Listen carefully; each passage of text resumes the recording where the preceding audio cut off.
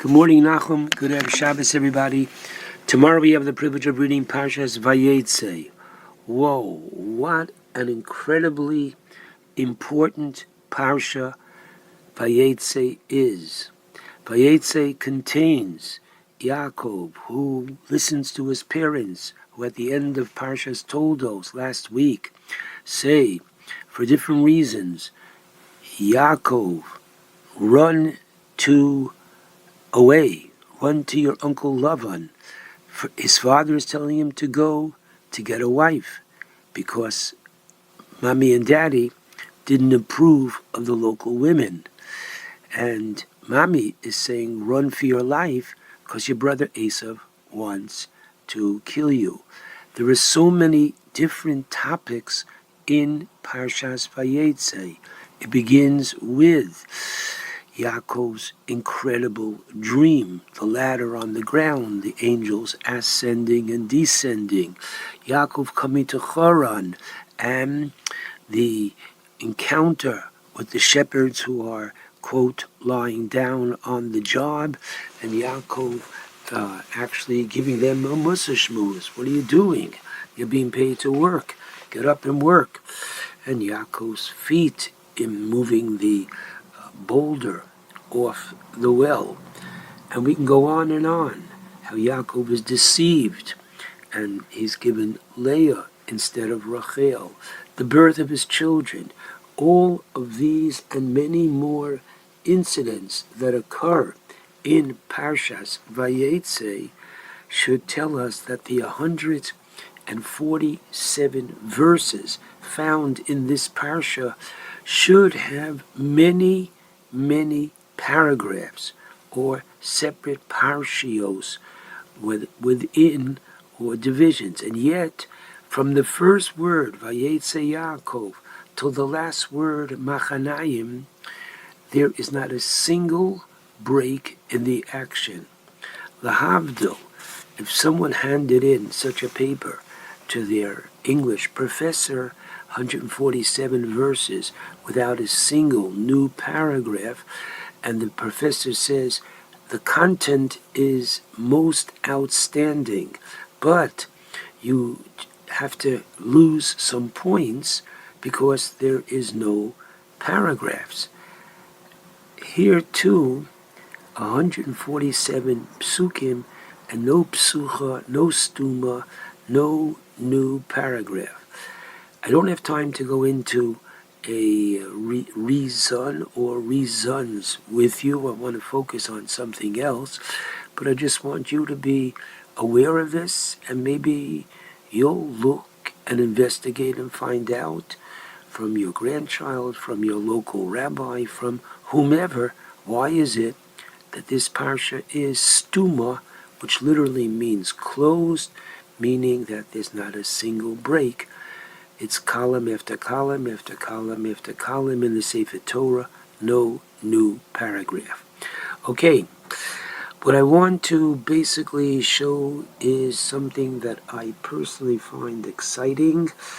I'm going to tell you first two very famous stories from the Talmud, which occur to first the teacher, the Rebbe, and then to the Talmud. The Gemara in the Tanis 21a tells us about a great man, one of the Tanoim, who was referred to as Nachum Ish Gamzu. And why was he called Nachum, the man of Gamzu? Because whenever something would happen to him, even what seemed to be on the surface, a misfortune, something bad, what was his response? Gamzu Latova. This too is for the best. Talmud tells us that there was a heavy tax levied upon the Jewish people, and they decided that they would try to placate the Roman Caesar by sending a gift to the Caesar. So everybody contributed their jewelry, this one, the earrings and the necklaces and bracelets, etc. And it's filled to the top a chest with precious stones and pearls. and who should we give it to? So they said, well, they didn't have an armored car to send it. They sent it with Nachum because they said he was used to having miracles in case he needed another one. So what happened? He takes the chest with him and he goes and he spends the night in an inn. In the middle of the night, the innkeeper, was nosy. And what does he have in that chest? Oh my goodness. He sees all the jewelry and good stuff that's in the chest. He empties it out and puts dirt and twigs and all kinds of stones in the chest. On the morrow, Nachum goes to the court, palace, and they say, can we help you? Yes, I came to give a gift from the Jewish people. And sure enough, they open up the chest, and the king takes one look at it and says, kill them all. Who's them all? Kill the Jewish people. Instead of placating this the Caesar, they're aggravating him. The Jews are making fun of me. And so just at that moment, Nachum, who seems to be in a pickle, what does he say? Gam zu l'tova. This too is for the best. Gott will helfen. This too is for the best. What goes on? The Talmud explains that Eliyahu Hanavi was dressed like one of his guards, and he says, Emperor, maybe this is some of the dirt from their father Abraham, that when Abraham defeated the 4 kings who defeated the 5 kings, how did he do that? He threw the dirt up in the air and it came down like swords and bows and arrows, etc.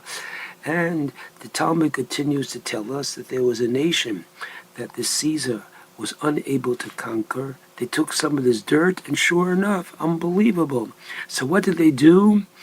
When they came back, they took the chest and they emptied it and they put it back with all kinds of jewels, gave it to Nachum with a blessing and said, thank the Jewish people. Unbelievable. 3 words, Gamzu Letova. Okay, this is the Rebbe. Rebbe Nachum Ish Gamzu is the Rebbe of Rabbi Akiva. Rabbi Akiva, as we're taught in the Gemara, Brachos Samuch Amid Beis, we're told the following, that Rabbi Akiva was once traveling and he came to a town and he asked, could he please be put up for the night? And everybody said no to him. Nope, you can't, we have no room, nope. And so what did he say? Kol ma da'ober Rachmana l'tav. Whatever Hashem does is for the best. Okay, so he decided he's going to sleep in the field. Okay, now what did he have with him? He had a rooster, a donkey, and a lamp. Okay, the wind came and blew out his lamp. A cat came and ate the rooster. And a lion came and ate the donkey. And what did he say after each of these losses? Kol da'over Rachmana, whatever Hashem does is letav, it's for good. And what happened? He finds out in the morning that night an army came, captured the city, and Rabbi Akiva told his colleagues, listen carefully, didn't I tell you whatever the Hashem does is good? Because had the lamp been lit, the soldiers would have discovered him.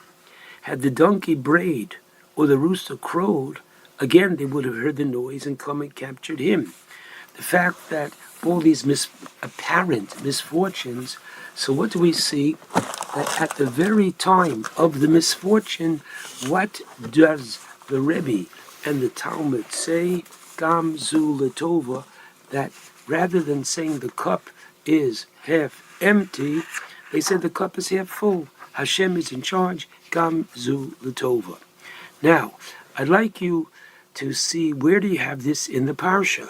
So, in case you haven't figured it out already, the Be'er Yosef, Rabbi Yosef Saland, Zichrono Livracha, in his Sefer says, I'll show you. Take a look. Could you imagine that Vahiba Boker, it was in the morning when he worked 7 years already for Rachel, Imenu, and come on, what happens? In the morning he sees that it's Leah, unbelievable. So what would, any other person have done? Any other person would have probably punched his father-in-law in the nose, and a couple of expletive deletes. No. Vayomer Lavan, this is chapter 29, and this is Pasuk 25. And listen to what he says. And it was in the morning, and behold, it was Leah. So he says to Lavan, what is this that you have done to me? Was it not for Rachel that I worked for you? Why have you deceived me? Unbelievable. That's it. That's the best you can do? Aren't you angry? Aren't you upset? Of course he is, but he doesn't show it.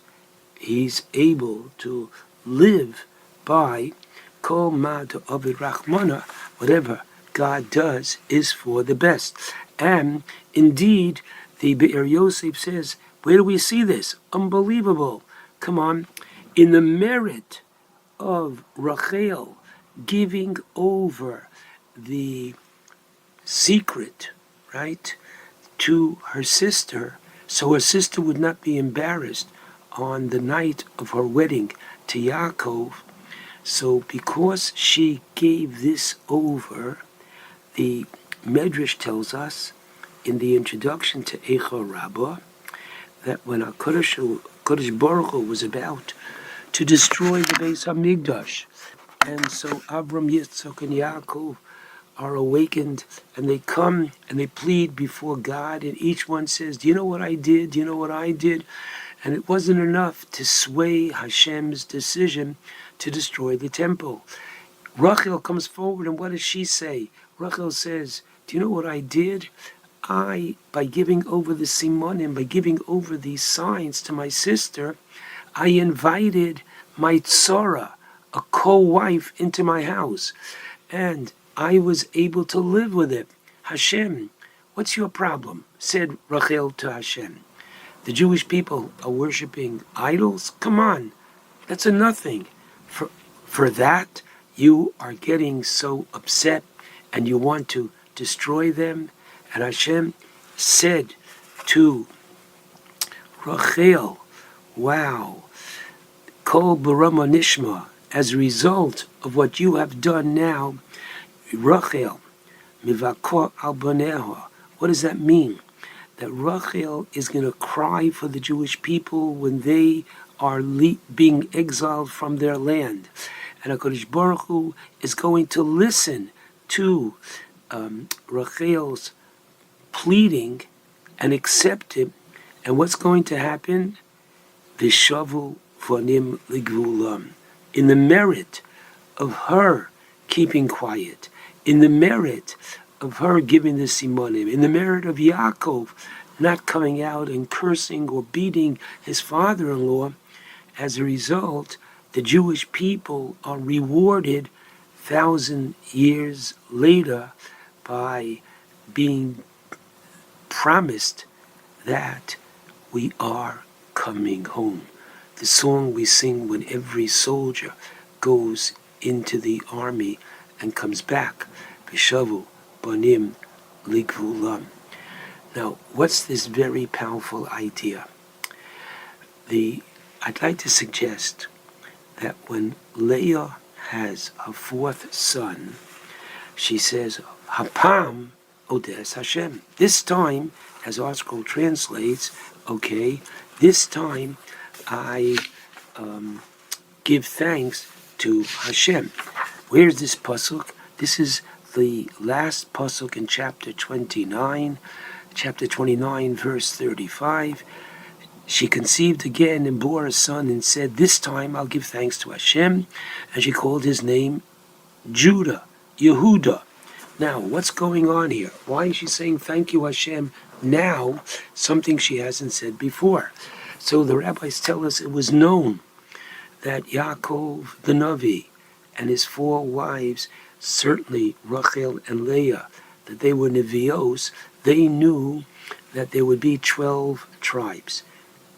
12 tribes. Okay, Yaakov has 4 wives. Each wife should have 3 sons.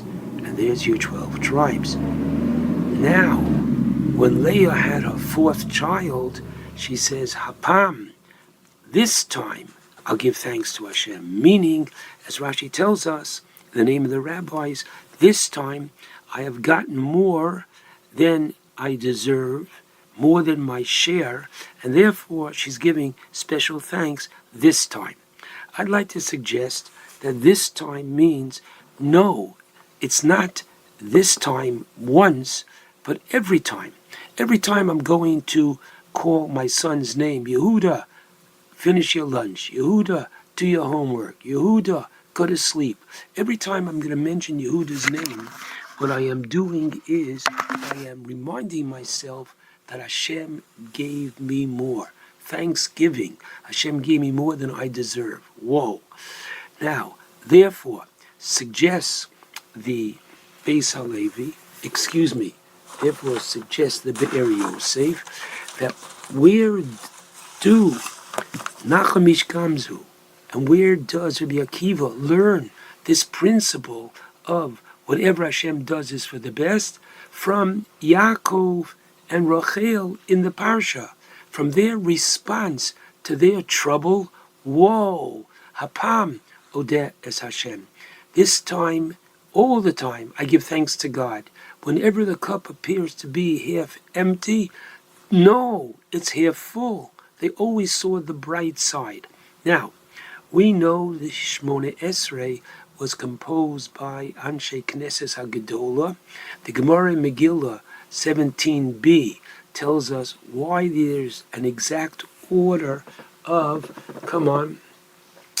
the Shmoneh Esrei. The first blessing is Avos, the second one is Gevuros, and the Gemara goes through each of the 18 then, now 19, Vlamalshinim was added, different brachos. Okay, now watch. The Talmud in Avodah Zarah 8a teaches us that aside from the text that was composed by Anshe Knesses HaGedolah, and with them were several prophets, the Gemara says, the Gemara gives us the license that we can add 2 brachos in the Shmoneh Esrei, not just in a general way, but in a specific way as well. A specific petition.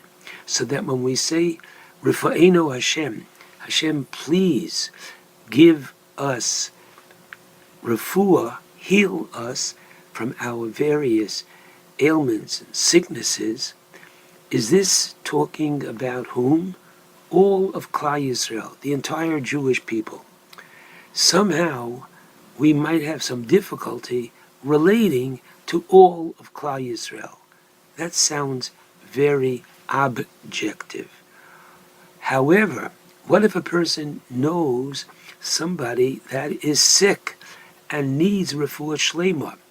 By citing their name, they are actually making the Shmoneh Esrei more personable. They have more kavana. They have more concentration because they know that particular person. And so it is that if I need parnasa, I can ask for mine. My neighbor down the block needs parnasa, I can ask for his. And the idea I'd like to suggest is the following, that everybody is very good at asking for things that we need, collectively, personally. However, there's one bracha, namely modim, which is the bracha of thanksgiving, that we thank Hashem every day for nisecha, the miracles, the niflaosecha, the wonders, the goodness that you do for us every day. Like the Gemara says in Nida, that the Baal Hanes, the one to whom the miracle has happened, the Gemara in Nida 31a, Afilu Baal Hanes, Eno Makir Beniso. Hashem performs miracles for us that we're not even aware of this. Whoa, I suggest The same way that at Rifo'enu, you add the name of somebody that needs a refuah, and Shma Kolenu, somebody that needs a shidduch, and in Barech Olenu, somebody that needs parnasa. When you come to the bracha of Modim, to the bracha of Thanksgiving, stop after Al Nisecha Shebechol Yom Imanu and ask yourself, how is your toothache? Oh, excuse me, you don't have a toothache? Thank you, Hashem, that I don't have a toothache. And how is that, ingrown toenail? And go on and on and on. What you don't have, enumerate. And say, thank you, Hashem, for what I do have, that every breath that I have, and all the success that I have. Take a moment longer. Make your Shmona Esrei much more meaningful. It's easy to say, give me, give me, give me, or even please give me. Somewhat harder, and we have to work a little harder at doing this. Thank you, Hashem. And don't just say it in a more general way. Thank you, Hashem, for all. Kol ma to Ovid Rachmana Latav. Whatever you do, I am so appreciative. Shabbat Shalom to all.